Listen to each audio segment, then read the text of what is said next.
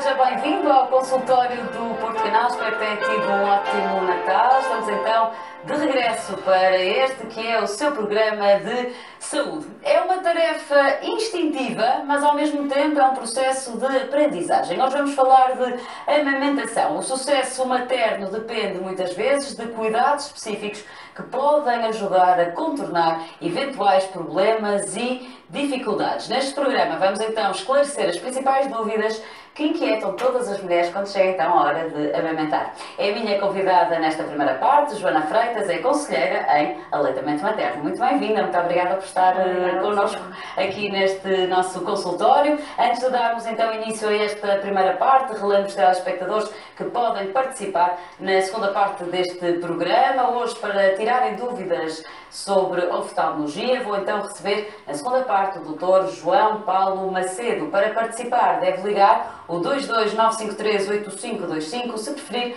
pode escrever-nos para consultório@portocanal.pt. A especialidade de hoje é então oftalmologia. Fico à espera da sua participação. Vamos então a falar da amamentação. É um tema muito especial, principalmente para as mulheres, mas vamos perceber que para os homens também. Começo por lhe perguntar, Joana, para nos apresentar De Barriga.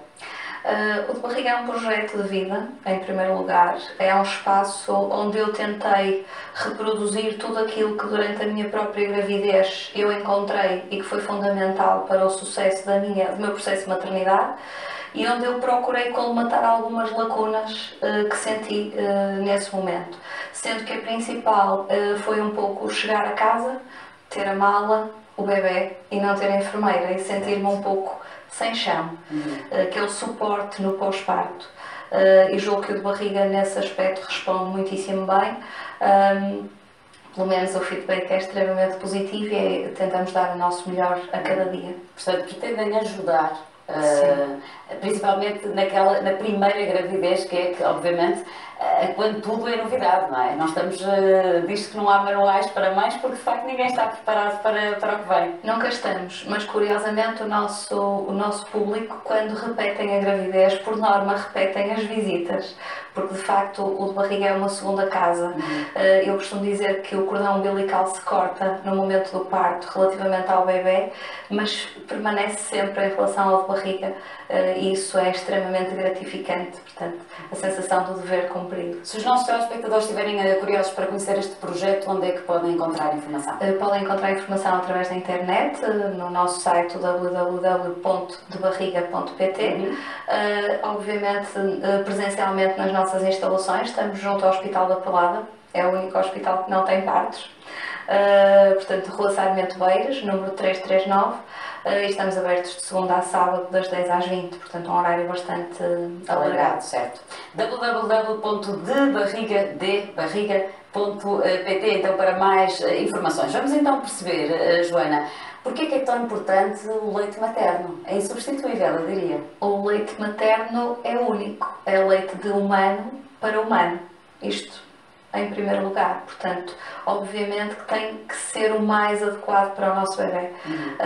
O leite materno tem características que por mais que os leites artificiais, as fórmulas, tentem reproduzir, avance, a verdade é que a natureza é impossível. É única. É única. Não só o leite materno, mas o próprio ato de amamentar é algo de muito especial e de muito importante nos primeiros dias, meses de vida de um bebê. Eu diria que amamentar é o mais difícil de ser mãe, pelo menos quando nós avaliamos aqueles primeiros meses, é talvez o mais difícil, por um conjunto de circunstâncias, mas efetivamente em termos de vinculação mãe-bebê é único. De facto, uma mãe que amamenta, há muitas mulheres que têm alguma dificuldade até em descrever o que é amamentar. Eu diria que é gratificante. Não diria que é um prazer, eu associo prazer a uma boa viagem, a uma boa conversa de amigos, mas é extremamente gratificante e nada mais nos pode dar isso do que o processo de amamentação. E claro que este processo é diferente para cada mãe e talvez é a dificuldade de podermos ajudar, porque se calhar diz que não é um momento de prazer, mas muitas mães referem-no como um ato de prazer, mas a palavra que eu aplicaria seria gratificante, porque o percebermos que o nosso bebê continua dependente exclusivamente de nós mães, a aumentar de peso, a ter um ar saudável, a ter um aspecto feliz, tornam todo o processo muito gratificante. E é diferente de gravidez para gravidez. Aquilo que observamos é que mães que têm 2, 3, 4 filhos, cada um deles é diferente, porque o vetor bebê é diferente em cada uma das gravidezes. Talvez por isso elas voltem depois a pedir ajuda. Também. Porque de facto cada gravidez, eu não sei que só tive uma, e a Joana também, ainda se Deus quiser, mas de facto dizem que cada experiência é uma experiência única. Eu comecei por dizer que esta tarefa, por assim dizer, faz parte da nossa natureza, é intuitivo, mas ainda assim há obviamente dicas e técnicas que podem ajudar a que este ato se torne mais fácil. Sim. Podemos referir algumas? Sim, eu costumo dizer que a preparação, seja relativamente à alimentação, seja a qualquer outra coisa, vai prevenir e vai acautelar ou vai amenizar os obstáculos que possam surgir pelo caminho. E com a amamentação não é diferente. Portanto, a preparação, eu diria, uma boa preparação para o parto, uma aula de amamentação com alguém que sabe do que está a falar, é desde logo o código postal para uma amamentação de sucesso. O termos um ponto de apoio, o sabermos que pedir ajuda não é um ato de insegurança, mas um ato de inteligência. Claro. Pedir ajuda quando é preciso, para mim, é sinónimo de inteligência. Portanto, o ter um ponto de apoio no pós-parto, onde poder recorrer, pode ser extremamente importante. É uma fase de vida muito difícil, por muito que seja o melhor momento da nossa vida, traz consigo também, psicologicamente, traz muitas alterações das próprias hormonas, como sabemos, mas de facto as mães ficam com uma labilidade emocional muito grande. Tudo que nos fazem, seja de bom ou de mau, ganha uma dimensão brutal. Eu costumo brincar com os meus casais nas aulas e dizer que tem outra mulher durante 15 dias, mas que depois a mulher volta, volta para cá. Volta, faz parte do processo, porque no momento do parto, de alguma forma, a mulher perdeu autonomia, mobilidade, a bata branca é de alguma forma intimidatória, todos os palpites que a família mais próxima, que são as pessoas que mais gostam, que mais se preocupam e, portanto, são aquelas que mais opinam, às vezes têm um efeito um bocadinho perverso. Portanto, às vezes faz com que a mulher se sinta, então, mas acham que eu não sou capaz ou que não me importo, e qualquer uma destas coisas, mesmo que não esteja ali explícito, está lá latente, e, portanto, a mulher passa uma fase de grande fragilidade, e o suporte familiar, se for também aí tentamos fazer alguma coisa, fazemos workshops para avós, onde simpaticamente os vamos ajudar a perceber a fase que agora a mulher está a viver, porque no tempo dos nossos avós era tudo muito diferente. Tentamos atualizar-lhes um bocadinho os conceitos e os conhecimentos. São sempre momentos para mim de grande alegria, porque os avós trazem sempre algo de muito importante. Quer dizer, quem mais se interessa, e tantas vezes a querer substituir, ou eu costumo dizer que as avós, se pudessem, tinham os partos pelas filhas, portanto, e com a amamentação é igual. E, portanto, se pudermos polir um pouco ali a forma de ajudar, vamos conseguir ter uma harmonia familiar substancialmente diferente. A Joana então começou por nos falar da preparação, isto porque eu sei que divide por fases o aleitamento materno. Sim. E a preparação será a primeira fase, por assim dizer. Sim. O que é que se segue depois? Depois segue-se a fase do parto, em que se designa o primeiro leito por colostro, e eu nessa fase não gosto muito de opinar, porque não estou no local. Isso normalmente dá-se ainda durante o internamento, não é? Em meio hospitalar, obviamente, onde está evidentemente uma equipa altamente qualificada atualmente e altamente preparada para ajudar as mães, até porque cada parto também é único e diferente e as circunstâncias podem levar a diferentes atitudes nesse momento. Depois a fase crucial, eu costumo dizer que é a hora H do processo de amamentação, que é o momento da descida de leite. E que aí a mãe já está em casa, supostamente. E que aí a mãe pode estar no dia em que tem alta. A descida. O colostro dura habitualmente quanto tempo? A descida de leite ocorre entre o terceiro e o sétimo dia, portanto até lá temos colostro. E portanto o colostro normalmente é bastante desvalorizado por todos, globalmente. Estamos sempre à espera que venha mais leite porque achamos que o colostro não é suficiente. É mais do que suficiente, é importantíssimo. Eu não sei se tem noção do tamanho do estômago de um bebê quando nasce. É muito pequenino. Já viu um berlinde? Já. Chegou o berlinde quando era?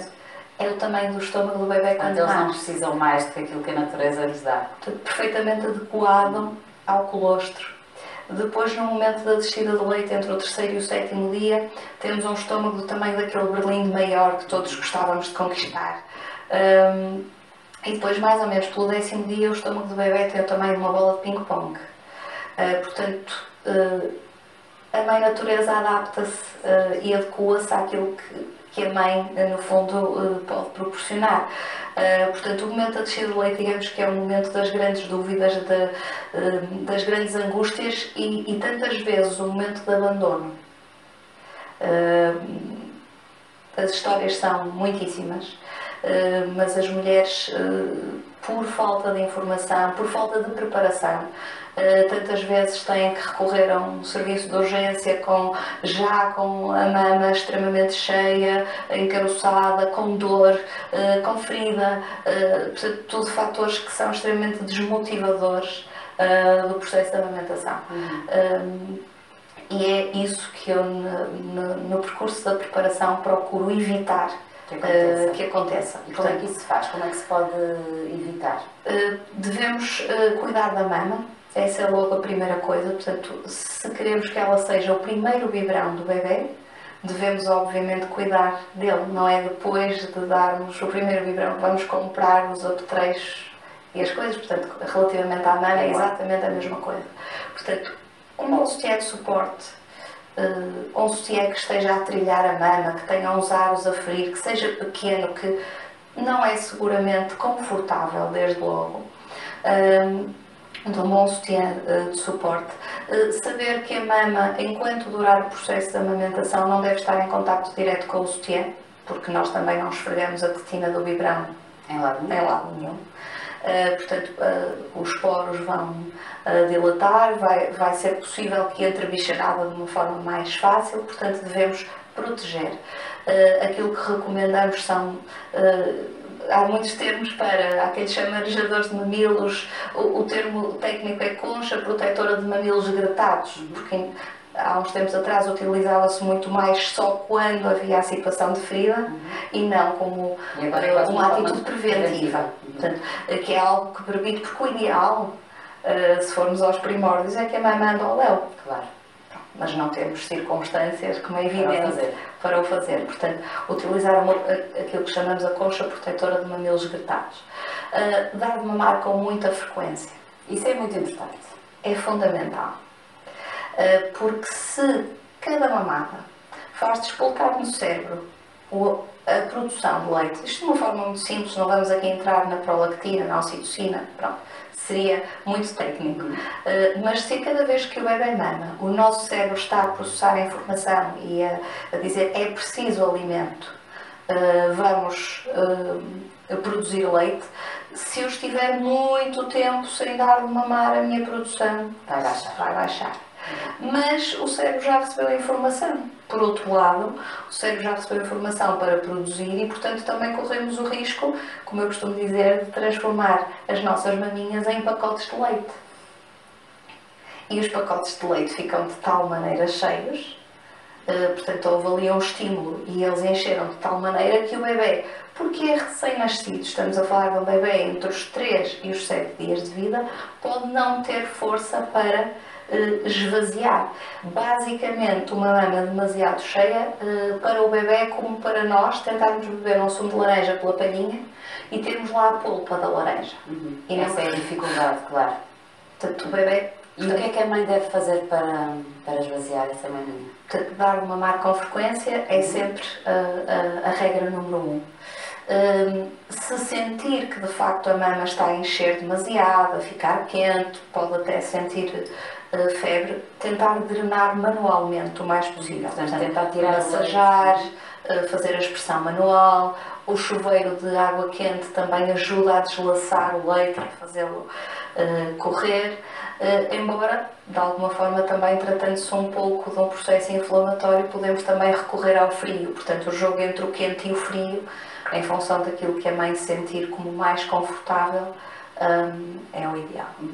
Eu sei que também refere alguns passos, enumerou 7 passos para o sucesso da amamentação, em que a maior parte deles é a calma. Sim.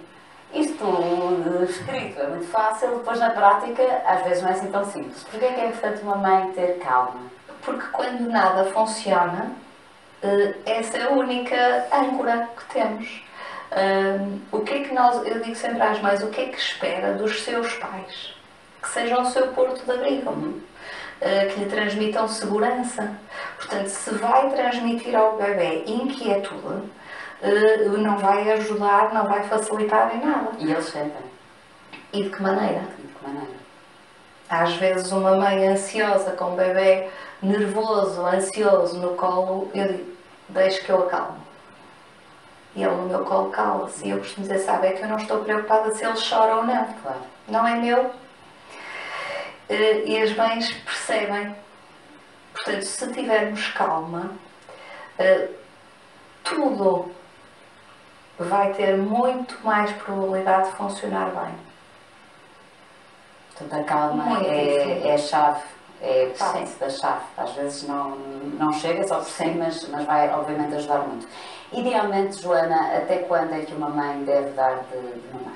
Aquilo que são as indicações da Organização Mundial de Saúde são que a mãe amamenta em exclusivo até aos 6 meses. Nesse momento, as reservas de ferro da mulher diminuem e há necessidade de introdução de outros alimentos para que o aporte de ferro ao bebê se mantenha. Mas a Organização Mundial de Saúde também preconiza a amamentação até aos 2 anos ou mais, porque aquilo que se sabe é que o leite materno muda a sua constituição até aí. Portanto, há todo um ganho seguramente em amamentar até o mais tarde possível. Não devem sentir-se culpadas aquelas mães que não produzem leite durante tanto tempo, porque também há essa... Aliás, com a maternidade vem o sentimento de culpa. Sempre. É algo que nós descobrimos só depois de ser mães. Mas isto não deve acontecer porque, de facto, há mães que não conseguem produzir. Ponto. Não é uma situação muito frequente. As mães que não conseguem produzir leite, eu teria que saber para dizer sim, esta mãe não... Dito assim, é curto. Mas há mulheres que, por um conjunto de circunstâncias, seja o stress a que atualmente somos submetidos pelos horários de trabalho, pela impossibilidade de fazermos uma licença de maternidade até aos 6 meses, não temos, por opção, e é um direito da mulher. Também é questionar disso. Há muitas mulheres que optam por não dar de mamar. Não há muitas. Não? Não há, por opção assumida de uma forma explícita, não são tantas. Ainda bem. São muito mais aquelas que no percurso, porque eu também digo que a amamentação deve ser vivida um dia de cada vez. Porque se eu, no momento da descida de leite, pensar eu vou amamentar durante 2 anos e vou ter isto durante 2 anos, desisto na hora. Portanto, hoje eu consegui. Amanhã acordo, é outro dia, devo estar grata por ele e, portanto, vou conseguir mais um dia. Mas há mulheres que decidem, a determinado momento, que o esforço já não é, quando põem nos pratos da balança, já não vale a pena. E ninguém, nós estamos, vamos dizer, aquilo de barriga, pretende ajudar as famílias a atingir aquilo que são os seus objetivos. E, portanto, eu vivo o privilégio de ser o suporte de diferentes coisas. eu vivo o privilégio de ser o suporte de diferentes conceitos, diferentes objetivos, Claro, e diferentes respeito a todos eles. targets. Uma mãe deve ter alguns cuidados durante o período de amamentação, no que diz respeito, por exemplo, à alimentação. Sim, obviamente, tudo que diz respeito a substâncias estimulantes, café, álcool, todas essas coisas a mãe deve ter algum cuidado. Mas não se deve restringir em excesso. Sob pena de depois termos os bebés também a não estar habituados a... Repare, o leite materno é a melhor forma de qualquer bebé se habituar àquilo que é a alimentação de casa. Lá em minha casa comem-se imensos cogumelos. Portanto, a minha filha foi habituada no leite, na gravidez, no leite materno, eu nunca restringi o consumo de cogumelos. E isto é válido, os indianos, com o caril, etc. Portanto, Mas uma vez que a população portuguesa tem péssimos hábitos alimentares, é bom alertar para que, pelo menos durante esta fase, que tenham cuidado. Deveriam ter sempre. a alimentação deve ser variada, diversificada e equilibrada. Mas, essencialmente, queremos mulheres felizes. Estamos no Porto, uma francesinha durante o período de alimentação não tem mal nenhum. Uma francesinha por dia. Logo a aprender, obviamente, tudo com peso e Conta peso em dia. álcool, drogas, cigarros, aí temos que excluir, Uma infelizmente taça de champanhe na noite de Natal não tem qualquer problema. Tudo com peso e medida. Sim. Muito bem. Outra questão, acaba por ser um mito que eu gostava também de lhe perguntar. Existe ainda muita dúvida se deve dar de beber água aos bebés durante a amamentação. Joana, a sua opinião? Não é uma opinião, há honrosas exceções em que se deve dar água durante o período de alimentação. Honrosas. Senão, não é necessário. Repare, se estamos em agosto com 40 graus de temperatura, eu, mãe, vou ingerir muito mais líquidos. O meu leite vai ser muito mais adequado ao período de alta temperatura que estamos a viver. E muito provavelmente o bebê vai me pedir de mamar com mais frequência. E é Portanto, suficiente. o porte hídrico está lá, sim. Não podemos então deixar a família de lado, e começou também por nos dizer isso, que o apoio familiar é fundamental. O pai, obviamente, não passa pela gravidez, não tem maminhas preparadas para a amamentação, mas tem, obviamente, um papel fundamental. E gostava que nos explicasse de que forma é que se torna tão imprescindível o papel do pai. Aquilo que eu costumo dizer aos meus pais é nós somos latinos, portanto nós gostamos dos machos latinos. É a altura do homem ser exatamente isso. E ser o guardião. Proteger a sua prole. Guardar o seu rebanho, de alguma forma. E portanto salvaguardar que nada perturba a mãe. É a melhor coisa que o pai pode fazer. E depois cada marido é exemplar. Para aquela mulher, aquele homem vai certamente ter as palavras certas. Porque o marido conhece melhor do que ninguém a mulher que tem. E, portanto, a frase certa para si pode ser diferente da frase certa para mim. Portanto, eles têm um papel importantíssimo e que às vezes eles próprios não têm essa consciência, e nas nossas aulas também tentamos fazê-los perceber isso, de que às vezes basta porem a mão no ombro ou dizer uma frase. Eu lembro sempre a história do médico que prescreve o antibiótico e diz: vamos ver se fica melhor. E outro médico prescrevendo o mesmo antibiótico dizer: agora é que o senhor vai ficar rijo. É uma atitude completamente diferente, mas cada um de nós precisa há público para ambas as frases. Portanto, cada marido vai ter certamente a atitude correta e certa para aquela mulher e muitas vezes ajudam a compreender como é que está a dinâmica familiar, precisamente por esse sentimento de culpa que referiu há pouco. A mulher está... Os pais não têm? Não. O pai, se pudesse também, tal como as avós, daria de mamar, mas essencialmente os maridos querem naquele momento que as mulheres estejam bem, preocupam-se muito, se as veem chorar, faz parte do processo, deixa chorar. É um privilégio que ela chore no seu ombro, que eu tenha escolhido para partilhar este choro, porque este choro é especial. Portanto, o pai é um elemento que nós acolhemos muito e que... E sente que os homens portugueses estão ativos neste processo, quer da gravidez, quer da amamentação? Cada vez mais. Já temos homens a telefonar a pedir informações sobre os cursos de preparação para o parto. Poucos são os que faltam à aula da amamentação. Eu costumo brincar e dizer, hoje não houve jogo de futebol, portanto vieram.